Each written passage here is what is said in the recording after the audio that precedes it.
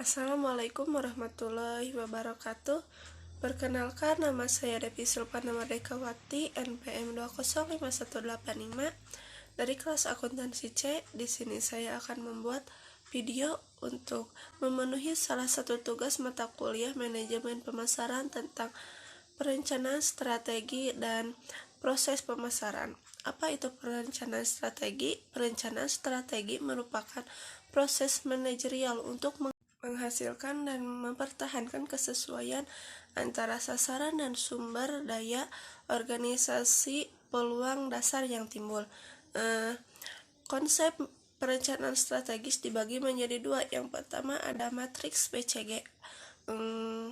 Matriks BCG dikategorikan menjadi 4 kategori. Yang pertama stars atau pertumbuhan tinggi. Yang kedua ada cash cow, pertumbuhan rendah. Yang ketiga ada question marks, pertumbuhan tinggi pangsa pasar rendah. Yang terakhir ada dogs, pertumbuhan rendah pangsa pasar rendah. Yang kedua ada metric and soap atau mengembangkan bisnis pada dimensi produk dan pasar. Yang pertama ada market penetration atau pasar penetrasi. Yang kedua ada market development atau pengembangan pasar. Yang ketiga ada product development atau pengembangan produk. Yang keempat ada diversification atau diversifikasi. Selanjutnya ada analisis struktur pasar dan perilaku. Proses keputusan membeli terdiri dari pengenalan kebutuhan.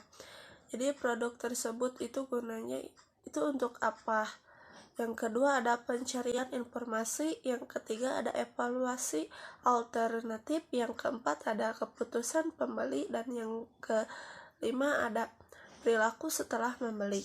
Selanjutnya ada riset pemasaran dan ramalan penjualan. Yang pertama ada identifikasi masalah. Yang kedua ada menggabung data. Yang ketiga ada prosedur sampling. Yang keempat ada data. Yang kelima ada analisa data.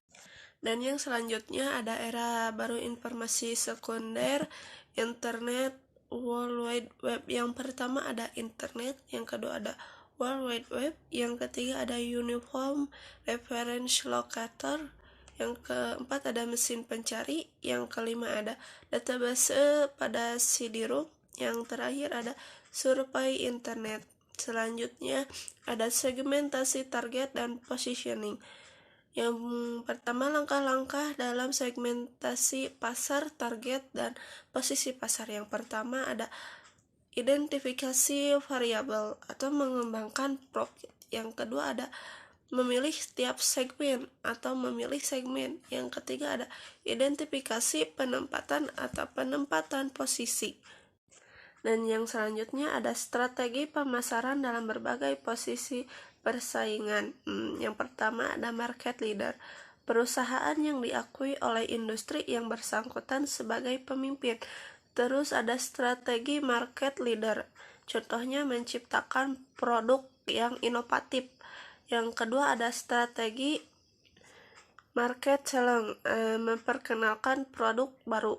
Yang ketiga ada strategi market follower, tidak mendominasi pasar tapi dapat dipertahankan produknya. Dan yang keempat ada strategi market niche, contohnya seperti pemasaran tas perempuan memiliki segmentasi yang berbeda. Selanjutnya ada masalah global dalam segmentasi dan penentuan pasar.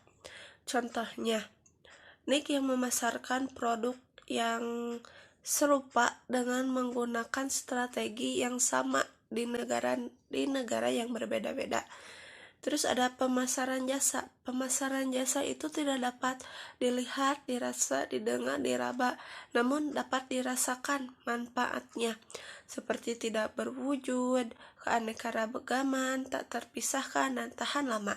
Selanjutnya ada bauran untuk pemasaran untuk jasa. Yang pertama ada strategi produk jasa. Terdapat 3 jenis proses yang terjadi, yaitu proses manusia, proses kepemilikan, dan proses informasi. Yang kedua ada strategi distribusi, meliputi kemudahan jumlah toko, distribusi langsung lawan distribusi tidak langsung, dan penjadwalan. Yang ketiga ada strategi promosi, meliputi penekanan pada pedoman yang ada, menggunakan sumber informasi perorangan, menciptakan citra. Yang terakhir ada strategi harga, meliputi mendefinisikan unit konsumsi jasa berdasarkan kumpulan elemen atau tidak. Dan yang selanjutnya ada analisa struktur industri atau persaingan yang ada.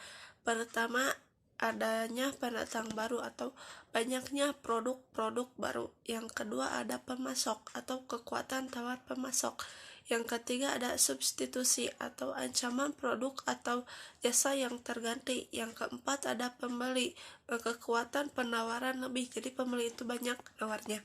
Selanjutnya ada strategi generik. Dua dimensi yang mempengaruhi adalah keunggulan bersaing, biaya rendah dan diferensiasi, dan cakupan persaingan, sasaran luas dan sasaran sempit. Di era zaman sekarang kita harus lebih bisa memperkenalkan atau mempromosikan produk kita secara langsung ke konsumen. Terus selanjutnya ada pemasaran global. Yang pertama ada intisari pemasaran, ada menciptakan nilai pelanggan lebih besar daripada nilai yang diciptakan oleh pesaing. Yang kedua ada keunggulan kompetitif atau diferensial, adalah penawaran total yang dihadapkan pada persaingan yang relevan yang lebih menarik pelanggan. Keunggulan tersebut dapat muncul dalam unsur yang ditawarkan pelanggan seperti produk, harga, iklan, serta distribusi penduduk sendiri. Selanjutnya ada fokus. Fokus diperlukan untuk keberhasilan dalam penciptaan nilai pelanggan pada keunggulan kompetitif dari pemasaran domestik ke pemasaran global atau transnasional.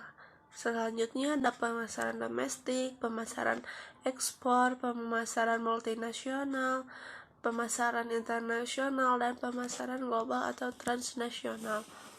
Selanjutnya ada kekuatan yang mendorong seperti kebutuhan pasar, teknologi, biaya, mutu, komunikasi, dan transportasi. Daya tuas atau keunggulan yang dimilikinya dengan mengembangkan 5 tipe daya tuas seperti transfer pengalaman, transfer sistem, penghematan skala, penyalahgunaan skala sumber daya, dan strategi global. Selanjutnya ada kekuatan yang menghambat seperti perbedaan pasar, sejarah, kecocokan, manajemen, budaya nasional, dan kendali nasional atau hambatan untuk masuk ke suatu negara. Selanjutnya ada kekuatan yang mendasar bisnis internasional. Yang pertama ada orientasi etnosentrisme, keyakinan bahwa negeri asallah sendiri yang unggul. Yang kedua ada orientasi polisentris, keyakinan yang tidak disadari bahwa setiap negara itu unik. Yang ketiga ada orientasi regional, orientasi yang terbatas pada suatu wilayah yang regional. Yang keempat ada orientasi geosentris, dibutuhkan manajemen yang berpengalaman internasional dan sejumlah besar komitmen. Persetujuan perdagangan regional adalah persetujuan dalam suatu regional untuk memperluas perdagangan. Pertumbuhan ekonomi domestik didasari alasan yang pertama, pertumbuhan telah menciptakan kesempatan. Dasar adanya kesempatan pasar menjadi faktor pendorong perusahaan untuk memperluas jangkauan ke pasar internasional. Yang kedua ada pertumbuhan ekonomi. Pertumbuhan ekonomi telah mengurangi penolakan yang mungkin telah berkembang sebagai respon terhadap masuknya perusahaan asing ke dalam ekonomi domestik. Mungkin dari saya dicukupkan sekian. Terima kasih telah menonton dan menyimak. Maaf bila banyak kesalahan karena saya juga lagi gak enak badan.